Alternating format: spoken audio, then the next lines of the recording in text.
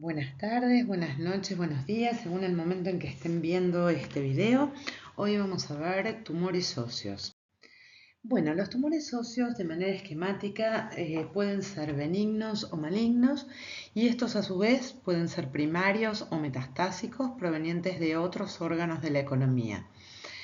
En los niños, bueno, la mayoría de los tumores óseos suelen ser primarios y benignos, y entre los tumores malignos primarios tenemos como ejemplo el osteosarcoma y el sarcoma de Ewing, y con menor frecuencia tenemos los metastásicos, como por ejemplo el neuroblastoma o el tumor de Wilms. Debemos tener en cuenta que también la médula ósea puede ser afectada frecuentemente en la niñez por la leucemia y los linfomas, pero esto lo vamos a ver específicamente en la unidad de patología hemolinfoide. En el caso de los adultos, en especial los mayores de 40 años, los tumores metastásicos son los más frecuentes con respecto a los tumores malignos primarios, y los lugares más frecuentes de los cuales provienen estas metástasis son los órganos del pulmón, mama, próstata y riñón. De la misma manera que en los chicos mencionamos las leucemias y linfomas, en los adultos mencionaremos el mieloma múltiple, que también vamos a profundizarlo en la unidad correspondiente. En cuanto a los factores predisponentes que están relacionados con los tumores óseos, contamos con la mutación en genes que codifican para la P53 y el gen del retinoblastoma, los infartos óseos, la osteomielitis crónica, la enfermedad de Paget, la radioterapia y las prótesis.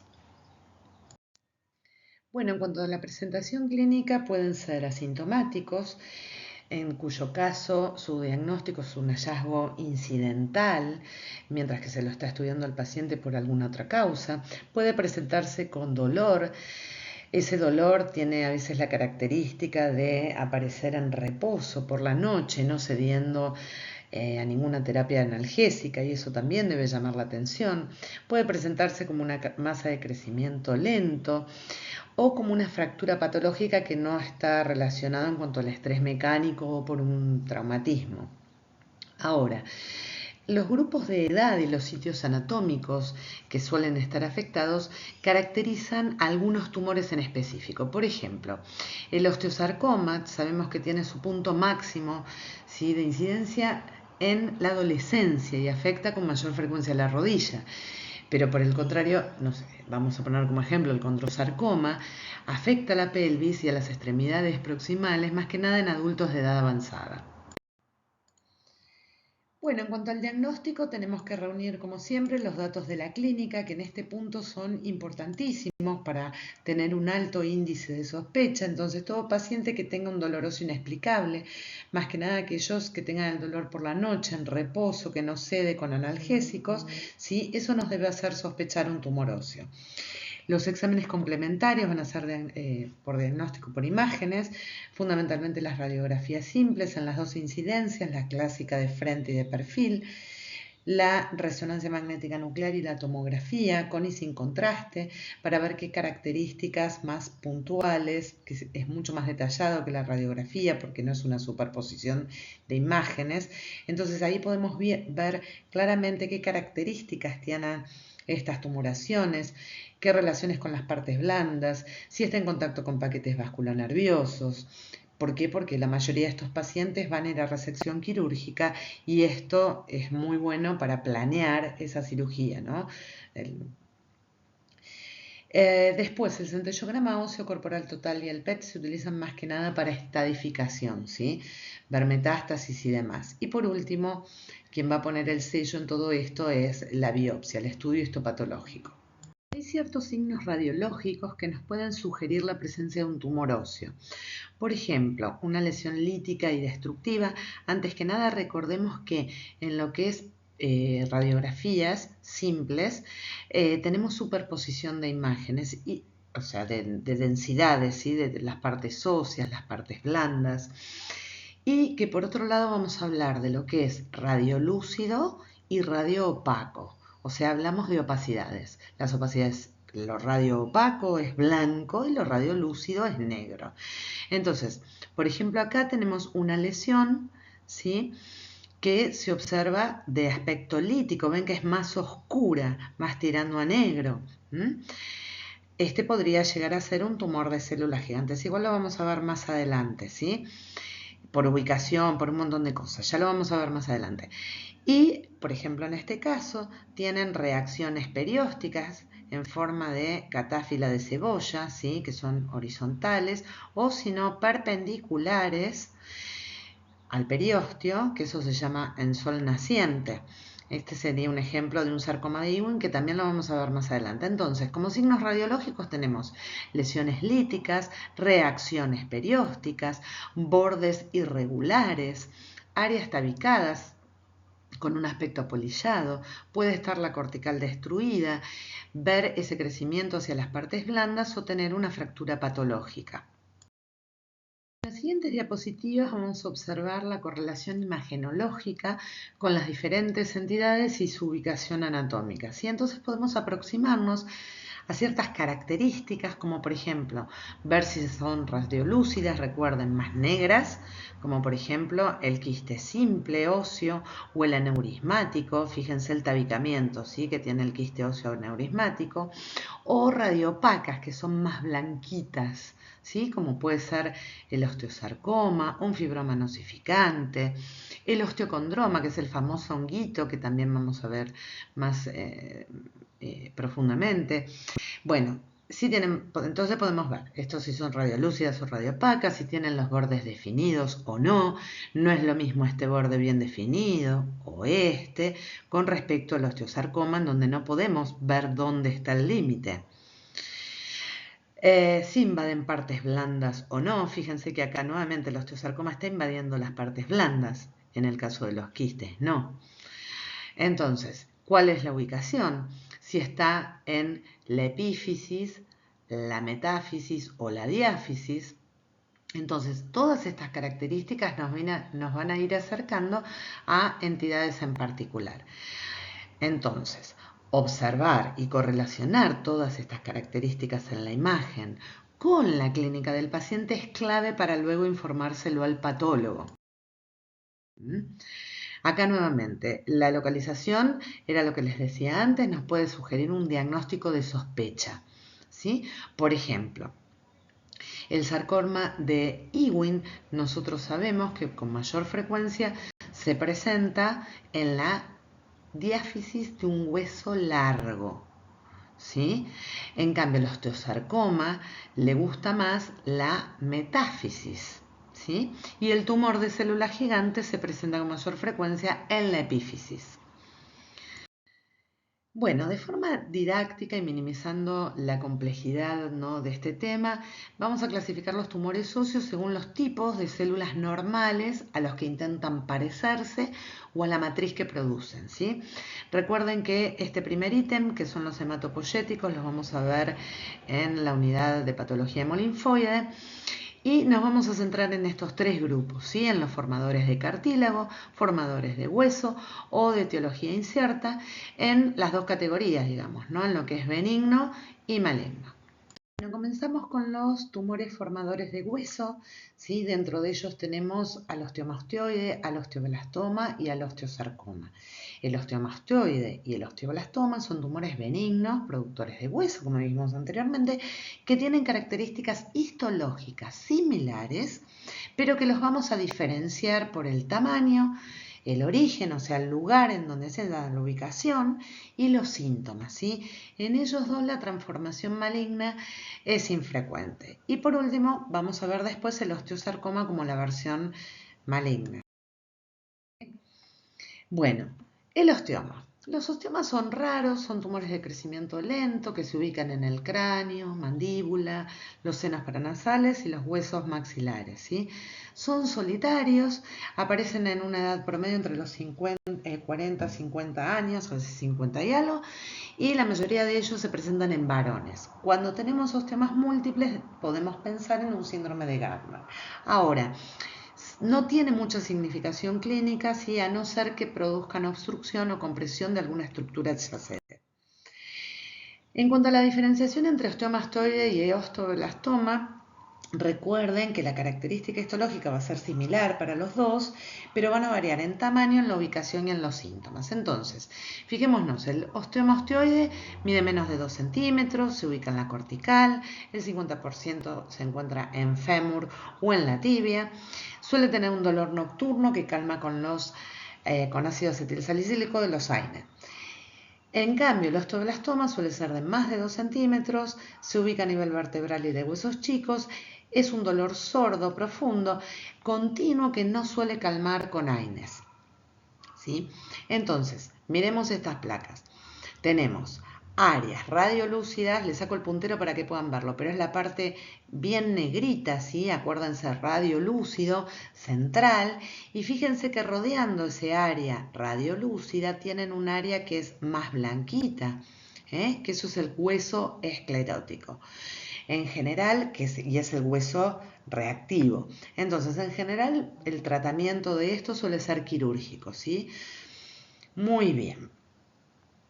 Entonces, vamos a pasar a la macro, ¿sí? Relacionándola con el diagnóstico por imágenes. Esta es una radiografía lateral de una tibia izquierda y vemos acá un osteoma osteoide, otra vez.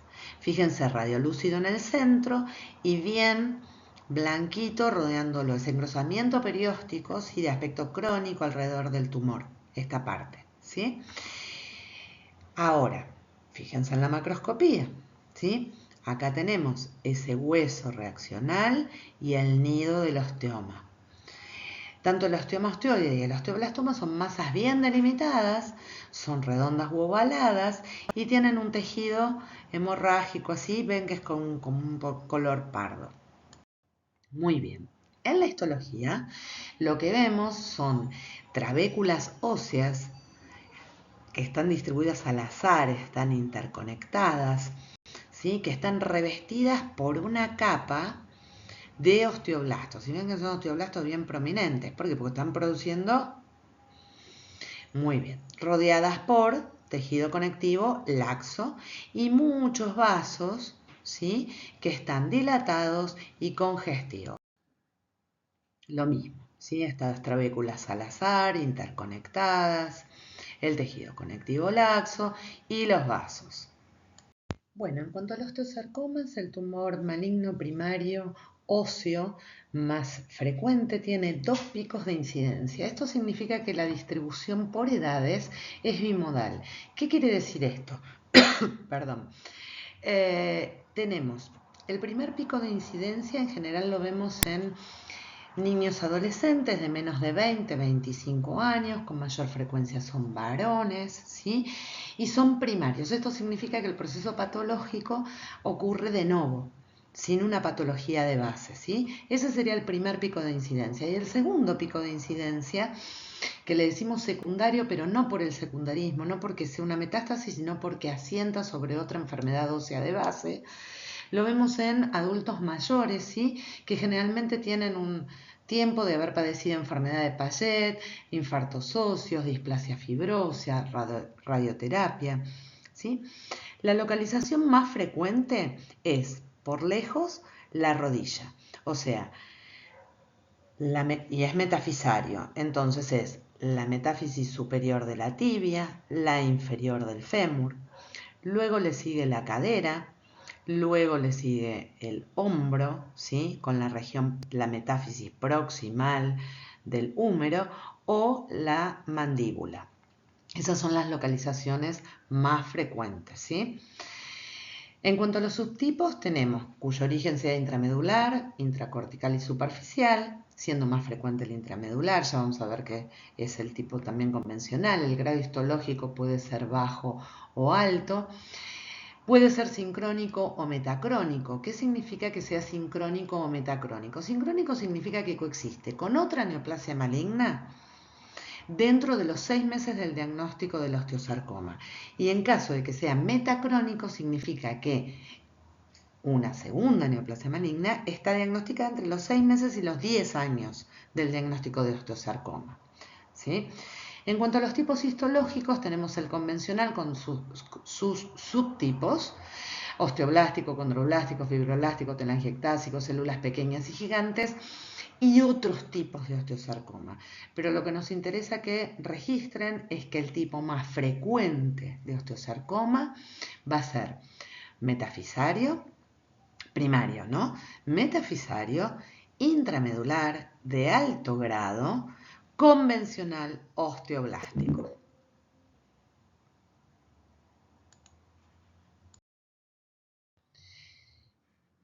Bueno, clínicamente el paciente puede referir una historia de dolor previo, masa palpable, la limitación en la movilidad, en la articulación en la cual está asentando el tumor. Muchas veces también relatan el antecedente de trauma que ocasiona que el paciente ponga atención a la lesión que está teniendo, ¿sí? No porque el tumor sea consecuencia del traumatismo. Otra forma de presentación que no es tan frecuente es la fractura patológica. Y claramente cuando evoluciona la enfermedad tenemos los signos tardíos, ¿sí? El síndrome de impregnación por metástasis, la astenia, dinamia, anorexia, la fiebre, que las metástasis recuerden que generalmente son pulmonares. En la zona que está afectado, el aumento del volumen llega a ser tal que ocasiona la aparición, como por ejemplo ven acá, tanto de estrías como de una red venosa colateral. También puede presentarse ulceración de la piel, que no es tan frecuente en la evolución natural, sino como consecuencia de algún procedimiento quirúrgico previo, como puede ser la biopsia. Como hablamos anteriormente, además de la clínica, que tienen que sospecharla, tiene que estudiarse al paciente por imágenes. Entonces, por ejemplo, acá tenemos la radiología, recuerden que tiene que ser de frente y perfil. Tienen la típica imagen de un osteosarcoma en lo que se llama el estallido de bomba. Observen la infiltración a las partes blandas, radiopaco, aunque también puede tener áreas radiolúcidas que no se observan en esta parte, ¿sí? Y también el estudio por tomografía, no solamente de la lesión, sino también pulmonar para ver si hay metástasis. Recuerden que la tomografía, o sea, no solamente del área, en este caso tenemos rodillas, pero recuerden que la segunda localización más frecuente es la pelvis y la columna, con lo cual va a ayudar muchísimo, ¿sí? Tener tomografía de esas áreas. Y bueno, también debemos tener en cuenta que en función de la evolución natural que ya conocemos del osteosarcoma, siempre debemos suponer que todos los pacientes en los cuales nosotros sospechamos osteosarcoma tienen metástasis ocultas al momento del diagnóstico. Entonces, esa es la justificación de por qué le pedimos también la tomografía de tórax, para ver los pulmones, ¿sí? Porque el sitio más frecuente de metástasis son los pulmones por vía sanguínea. Recuerden que es un sarcoma. Después, los otros métodos por imágenes para estudiarlos son la resonancia, el centellograma óseo corporal total y la tomografía por emisión de positrones. Los estudios por imágenes y una buena historia clínica, otra vez les repito, son fundamentales para el estudio del paciente que luego tiene que recibir el patólogo, ¿sí? Para el patólogo recibir esto es fundamental. Entonces, ¿cuáles son los pasos que vamos a seguir? Primero vamos a tomar la biopsia, que va a confirmar que es un osteosarcoma. Luego se le va a realizar la quimioterapia neoadyuvante, o sea, preoperatoria. Luego se va a pasar a la cirugía, ¿sí? Resección quirúrgica con márgenes amplios o la desarticulación del miembro. ¿Sí? Eso en este momento a ustedes mucho no les importa. Y luego otra vez el patólogo va a examinar esa pieza quirúrgica y va a evaluar la respuesta a la quimioterapia, o sea, la que le hicieron preoperatoria, neoadyuvante, para ver qué porcentaje de necrosis tumoral tiene esa pieza. Si ve que toda la pieza tiene tejido tumoral necrótico, es de excelente pronóstico. Pero cuando ya lo observa que tiene menos del 90-85%, ya el pronóstico es ominoso, ¿sí? Y el último paso es la quimioterapia adyuvante, o sea, postoperatoria. Ya vemos más imágenes radiológicas, ¿sí? Donde vemos la ubicación de preferencia del osteosarcoma, que recuerdan que es metafisario, ¿sí? En este caso estamos en la metáfisis distal del fémur. El tumor erosiona y destruye la cortical ósea, despega el periósteo, ven que no lo pueden, la cortical está interrumpida, Ahora lo vamos a ver mejor en la diapositiva siguiente. Se despega el periósteo y se extiende a los tejidos blandos. Fíjense, acá se ve re bien. Con áreas líticas y áreas blásticas. El tumor continúa, en su crecimiento, forma una masa destructiva. Fíjense acá la macroscopía y la radiología. Otra vez, una masa lítica, blástica, de bordes mal definidos, que invade las partes blandas, ¿sí? Que levanta el periósteo, lo que induce la formación de un hueso perióstico reactivo. Esta sombra triangular entre la cortical y los extremos de este periósteo levantado forma radiológicamente el triángulo de Codman, ¿sí? Que si bien es característico, no es patognomónico. ¿Por qué? Porque lo podemos observar también en otras patologías óseas.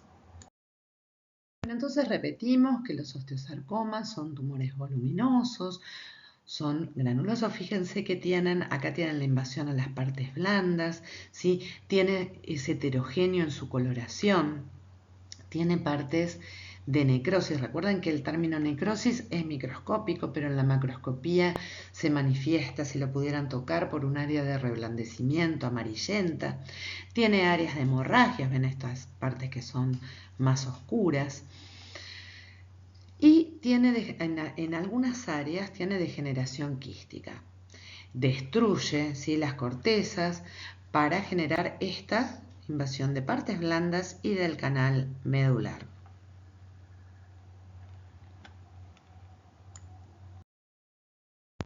Bueno, repasamos una vez más las características macroscópicas, ¿sí? La invasión a las partes blandas, la heterogeneidad de colores, ¿sí?, en la coloración. Fíjense acá el triángulo de Codman, la corteza, el periósteo despegado, la invasión al canal medular, ¿sí?, en las tres imágenes, áreas de reblandecimiento, las áreas de degeneración quística, ¿sí?, de hemorragias. Bueno, esto lógicamente, por ser un osteosarcoma, o sea, un tumor maligno, mesenquimático, productor de sustancia osteoide, vemos acá la sustancia osteoide, ¿sí?, bien eosinófila, y los elementos fusocelulares atípicos.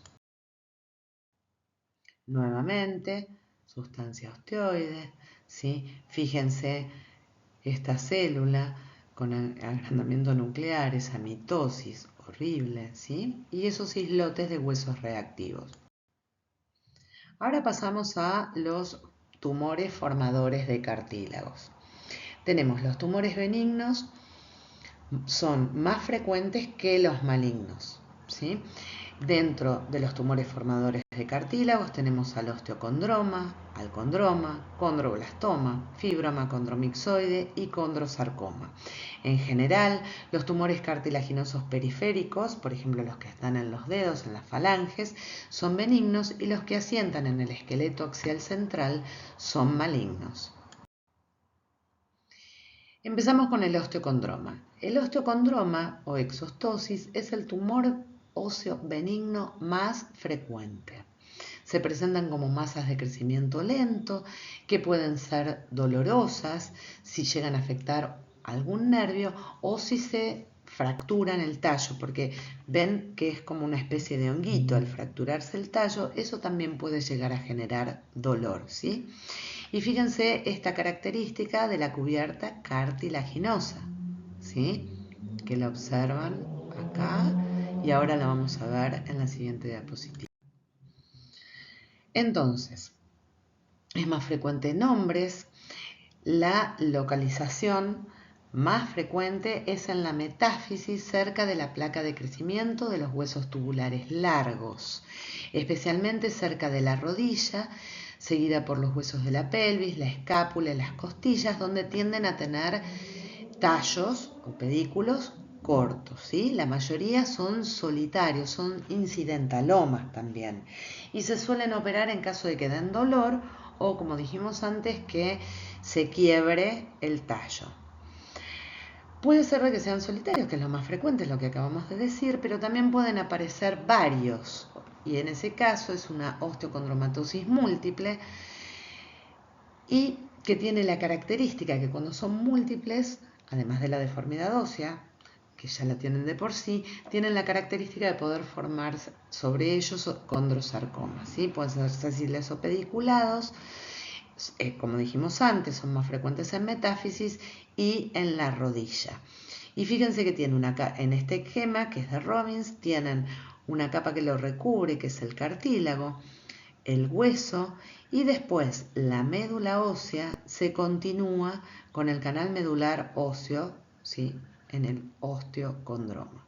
Entonces, como dijimos antes, se constituye con una cubierta cartilaginosa benigna, cortical ósea, ¿sí? Y el cartílago tiene la apariencia de una placa de crecimiento desorganizada, sufriendo la osificación endocondral de forma que la porción interna de la cabeza y el tallo, ¿sí?, del osteocondroma corresponde a hueso neoformado. La cabeza de ese tallo se fusiona, como dijimos antes, con la corteza del hueso del huésped, de modo que la cavidad medular del osteocondroma está en continuidad con la del hueso del cual está surgiendo. Uno de los tumores que vamos a ver es el condroma, ¿sí? El condroma, como su nombre lo indica, es un tumor benigno del cartílago hialino que se origina en huesos de origen endocondral, ¿sí? Lo vemos en ambos sexos, entre los 20 y 50 años, suelen tener menos de 3 centímetros. Fundamentalmente la mayor frecuencia se da en los huesos pequeños de las manos y los pies, en las falanges. No son infiltrativos, son solitarios, ¿sí? Y cuando se presentan múltiples constituyen la enfermedad de Ollier, y si se asocian a hemangiomas múltiples, el síndrome de Maffucci. En estos casos, cuando son múltiples en la enfermedad de Ollier o asociados a hemangiomas en el síndrome de Maffucci, debemos prestar atención. ¿Por qué? Porque pueden sufrir degeneración sarcomatosa. En cuanto a la ubicación, puede ser superficial, subperióstica o justacortical, o aparecer en la cavidad medular y constituirse como encondromas. Los encondromas son los tumores de cartílago intraóseo más frecuentes, ¿sí?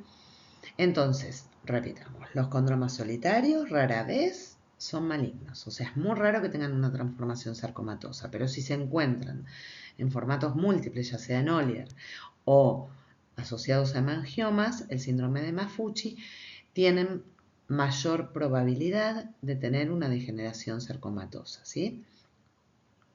Fíjense que cuando lo ven en la radiología, se constituye en una zona bien radiolúcida, delimitada, que puede tener calcificaciones centrales y un borde esclerótico, y la corteza se encuentra intacta. Bueno, el condrosarcoma es un tumor maligno productor de cartílago, se ve con mayor frecuencia en hombres mayores de 40 años. La ubicación de preferencia es el esqueleto axial, constituido la pelvis, los hombros, las costillas. Y deben tener en cuenta que el 90% de los condrosarcomas son tumores primarios, o sea, la gran mayoría son primarios, ¿sí? Pero que también pueden aparecer como consecuencia de otras afecciones preexistentes, que ya lo habíamos charlado en la diapositiva anterior, en particular de los osteocondromas múltiples y la encondromatosis múltiple, o sea, de la enfermedad de Ollier o el síndrome de Maffucci, que era cuando se asociaba a hemangiomas, ¿sí?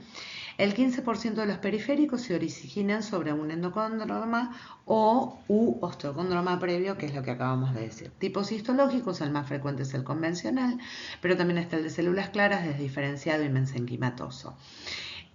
El de células claras y el mesenquimatoso se suelen ver en personas más jóvenes, ¿sí? Acá tenemos varias macroscopías, tenemos un condrosarcoma del isquion, ¿sí? Fíjense que el tumor está compuesto por tejido cartilaginoso, lobulado, brillante, coloración blanquecina grisácea. En áreas puede tener hemorragia, puede tener degeneración quística, la invasión clásica a las partes blandas, ¿sí? Bueno, histológicamente el cartílago neoplásico infiltra el espacio medular y rodea a las trabéculas óseas preexistentes, ¿sí? El grado histológico se va a correlacionar directamente con el comportamiento biológico que tenga el tumor. La mayoría de los condrosarcomas convencionales, como el que vemos acá arriba, ¿sí?, son tumores de grado 1, que rara vez provocan metástasis y que tienen un alto índice de supervivencia. Por el contrario, ¿sí?, los que son de grado 3, ven que tiene como una transformación más sarcomatosa, ¿sí?, diseminan por vía hematógena, especialmente a los pulmones, al igual que habíamos dicho para el osteosarcoma, y tienen una supervivencia muy baja. Bueno, vamos ahora a ver los tumores de origen incierto, ¿sí?, comenzando por el tumor de células gigantes, que es un tumor benigno, pero que localmente es invasivo, ¿sí? Es infrecuente, se observa en personas entre 30 y 50 años, aunque también puede verse en más jóvenes, ahora lo vamos a ver más adelante. Con mayor frecuencia se ubica en la rodilla y en la muñeca, preferentemente en las epífisis, pero también en las metáfisis, pero fundamentalmente en las epífisis. Pueden ser solitarios y el 70% suelen residir. En la clínica, fíjense, dolor, aumento de volumen, impotencia funcional, los porcentajes no importa, pero la presentación clínica no dista de lo que estamos viendo en todos los tumores óseos. ¿Sí? A nivel radiológico vemos imágenes osteolíticas de extensión subarticular. Recuerdan que dijimos que si bien era benigno podía extenderse a las partes blandas con interrupción de la cortical, ¿sí? Y donde se ubicaba epífisis metafisario, fundamentalmente en epífisis. Acá tienen una imagen, no se ve muy bien acá, pero bueno, ven que es una imagen lítica. Muy bien, acá tenemos un tumor de células gigantes que lo que está comprometiendo es el isquion izquierdo. Se ve como una masa lítica, excéntrica, expansiva, con extensión a las partes blandas, junto con formación de tejido de neohueso reactivo, ¿sí? Fíjense acá en la tomografía, miren. Muy bien, entonces a la macroscopía se ven tumores grandes, pardos rojizos, que pueden tener degeneración quística. Y recuerden que en la radiología tienen el aspecto lítico, o sea que lo van a ver radio lúcido. A la histología se caracteriza por estas células gigantes multinucleadas, que son de tipo osteoclasto, en un fondo de células mononucleares ovales. Paradójicamente, el componente proliferativo de este tumor es exactamente este fondo de células mononucleares, ¿sí? Entonces, estas células mononucleares expresan RANKL, ¿sí? Son osteoclastos primordiales. Esas células mononucleares son el componente que prolifera y son precursores de osteoblastos primitivos. Entonces, estas altas concentraciones de RANKL son los que promueven la proliferación de precursores de osteoclastos y la diferenciación a osteoclastos maduros. ¿Y por qué? Acá les nombro el RANKL, porque hay un inhibidor, que es el denosumab, que está dando resultados prometedores para este tipo de tumores. Bueno, y acá nuevamente tenemos más células, más tumores de células gigantes, las multinucleadas, células multinucleadas, en un fondo mononuclear. Acá vemos cómo viene el paciente, ¿sí?, con su tumor en la muñeca, fíjense, de frente, de perfil, y las radiologías asociadas, de frente, de perfil, con esa imagen lítica en la epífisis. Acá tenemos una peli, fíjense, y el reemplazo. ¿Por qué? Porque al ser tan destructivos localmente, a pesar de ser benignos, puede llegar a ser resección quirúrgica, amputación o hasta incluso a veces desarticulación de los miembros, que no es lo más frecuente claramente. Bueno, los tumores de la familia del sarcoma de Ewing están compuestos por el sarcoma de Ewing y el tumor primitivo neuroectodérmico, que es el PINET. Son tumores malignos de células, histológicamente, ¿sí?, se caracterizan por tener células redondas, pequeñas, tanto en hueso como en partes blandas. Y comparten un fenotipo neural similar, ya que tienen la misma translocación cromosómica que genera un gen de fusión, ¿sí? Por lo cual se consideran como variantes de un mismo tumor. El sarcoma de Ewing particularmente tienen que tenerlo muy presente porque así como dijimos el osteosarcoma es el tumor maligno primario más frecuente en la infancia, el sarcoma de Ewing le sigue en frecuencia, ¿sí? Los PINET, o sea, los que son tumores primitivos neuroectodérmicos, tienen una diferenciación neural histológica, mientras que los indiferenciados, o sea, los que no tienen esa diferenciación neural, son los que a grandes rasgos se diagnostican como sarcoma de Ewing. Pero igual esta distinción hasta el momento carece de relevancia clínica. De todas formas, esto que vuelvo a repetirles, chicos, que nosotros se los damos compactados y de manera muy simplista es mucho más complejo, ¿sí? Bueno, estos tumores sí se ven con mayor frecuencia en varones menores de 20 años, 20-25 años, al igual que el osteosarcoma, pero a diferencia del osteosarcoma se localizan en las diáfisis de huesos largos, como el fémur, y planos como la pelvis. Perdón. Surgen en la cavidad medular e invaden la cortical, el periósteo y las partes blandas. Entonces, en el sitio que está afectado va a estar doloroso, puede estar caliente, inflamado y puede también coexistir con hallazgos sistémicos parecidos a una infección. Por eso a veces se le interpreta en un principio como una artritis séptica, cuando en realidad es un sarcoma de Ewing, ¿sí? Entonces, bueno, también tienen que estar atentos a esto.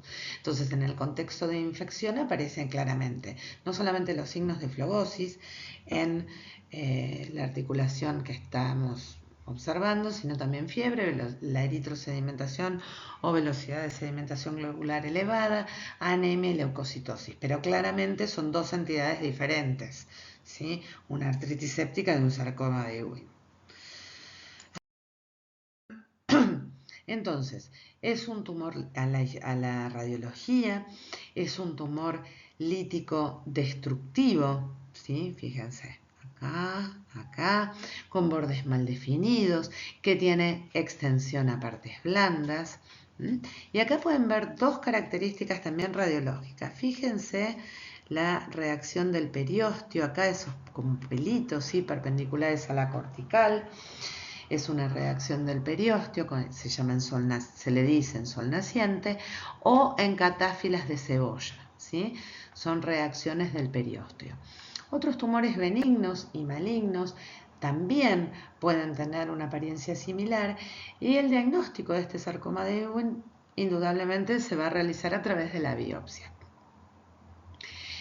Como dijimos antes, puede confundirse como una infección desde la clínica y el diagnóstico histológico preciso se puede hacer a través del análisis citogenético y de la identificación de ciertos marcadores moleculares. Bueno, como podemos observar acá, ¿sí? El sarcoma de Ewing generalmente surge de la cavidad medular, ¿sí? Invade la corteza, el periósteo, los tejidos blandos, ¿sí?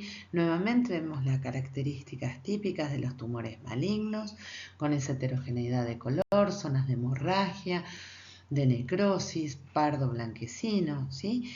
Y lo que observamos acá es que expande la cavidad medular y vemos un importante engrosamiento cortical, con lo que habíamos comentado antes de la piel de cebolla y el rayo de sol o sol poniente. Muy bien, a la histología son sábanas de pequeñas células, ¿sí? Redondas, azules, que tienen un escaso citoplasma claro de glucógeno, que si le hicieran la tinción daría paz positiva. La visualización de las rosetas de Homer Bright, ¿se acuerdan que habíamos dicho al principio que indicaban una diferenciación neural? Con lo cual estarían en presencia de un tumor primitivo neuroectodérmico. Esta es una inmunistoquímica en donde el CD99 de membrana da positivo, ven que tiñe todas las membranas, ¿sí? Que es específico pero tampoco es patognomónico. ¿Por qué? Porque también puede dar positivo en linfomas o en el rhabdomyosarcoma embrionario que después vamos a ver. Bueno, Las metástasis, que es una de las patologías más importantes a nivel óseo por la frecuencia, ¿sí? Llegan a través de diseminación linfática o hematógena o a través de la siembra intramedular. Esto de la siembra intramedular es especialmente importante en el caso de las metástasis vertebrales. ¿Por qué? Porque se da a través de un plexo venoso, que es el plexo venoso de Watson, que quizás recuerdan de anatomía, ¿sí? Que comunica los vasos intercostales posteriores con el plexo vertebral. Y como carece de válvulas, ¿sí? La sangre puede fluir en ambas direcciones. Entonces, por esto es tan importante que lo tengan en cuenta en referencia a las metástasis vertebrales. Las metástasis suelen ser multifocales en su mayoría, pero en el caso de los tumores renales y tiroides que hacen metástasis ósea suelen ser únicas. La gran mayoría de las metástasis afectan al esqueleto axial, ya sea la columna vertebral, la pelvis, costillas, cráneos y el esternón. Entonces, ¿qué es lo que se observa? Que en adultos la mayor frecuencia, ¿sí?, de metástasis proviene de tumores de mama, de pulmón, riñón y próstata. Y en los niños de neuroblastoma, tumor de Wilms, osteosarcoma, sarcoma de Ewing y rhabdomiosarcoma. Bueno, y como veníamos charlando, el aspecto radiológico, ¿sí?, de las lesiones óseas podían ser líticos o blásticos. Bueno, entonces en las metástasis vamos a ver exactamente lo mismo, que algunas pueden ser líticas por destrucción ósea, por lo cual la vamos a ver radiolúcidas, o sea, negras en la radiología, o pueden ser blásticas, ¿sí?, que significa que forman hueso, que son opacas, son opacidades, perdón, y se ven blancas, o pueden ser mixtas, ¿sí?, lítico o blástico. Entonces, algunos tumores malignos se asocian, como vimos antes, predominantemente a un patrón, ya sea lítico o blástico. Entonces, por ejemplo, en las metástasis el adenocarcinoma de próstata es predominantemente plástico, o sea que es formador de hueso, o sea que es una opacidad y lo vamos a ver blanco. Mientras que los carcinomas de riñón, de pulmón, de aparato digestivo, el melanoma, suelen ser lesiones líticas, o sea, radiolúcidas, o sea, destructivas, o sea, las vamos a ver negras. Entonces, acá tenemos varios ejemplos. Acá tenemos una lesión lítica vertebral en donde vemos la destrucción del pedículo. De este otro lado vemos lesiones blásticas, ¿sí?, blancas, opacas, provenientes de la próstata. En esta imagen tenemos una imagen lítica, ¿sí?, con una fractura patológica proveniente de un carcinoma de mama. Y de este lado tenemos una tomografía en donde se ve una imagen lítica destructiva, ¿sí?, en las vértebras, en corte, bueno, sagital y transversal. Así que bueno, con esto finalizamos la charla de tumores óseos y bueno, cualquier duda ya saben, en el Classroom, mail o presencial.